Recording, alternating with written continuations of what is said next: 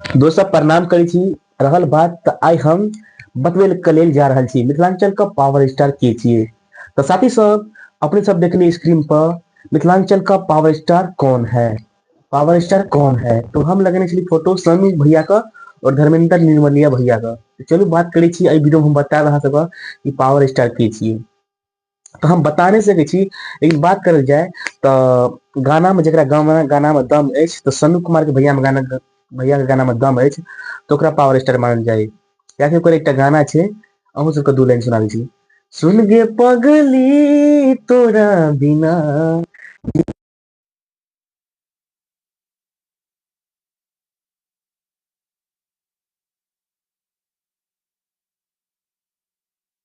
बिना तू कनन वही ना।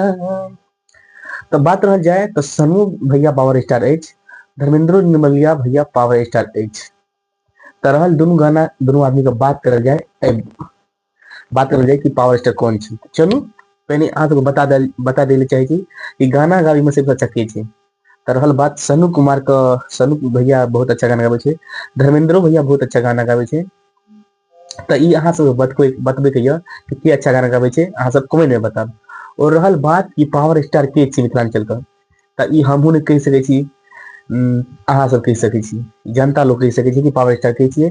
फाइनली हम तो कुछ नहीं कह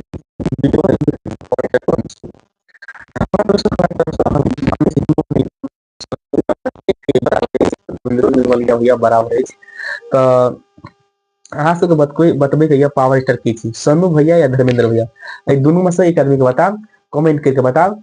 या कि हम चाहे छी हम दुनू आदमी को पावर स्टार मानी छी कि मिथिलांचल में हमर बहुत बहुत पसंद आबै दुनू कलाकार सनु भैया धर्मेंद्र भैया। ए दुनू आदमी के गाना बहुत मस्त रहे छै, बहुत अच्छा रहे छै।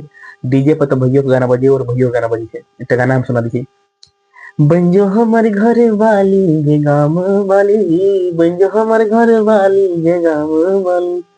और धर्मेंद्र भैया के गाना छै एकटा छै, हे गे नाच एलो हम तोरन, हे गे नाच एला छोरी या लाज नहीं छो, ये छोरी तोरा लहंगा से धुआं फेंक छो।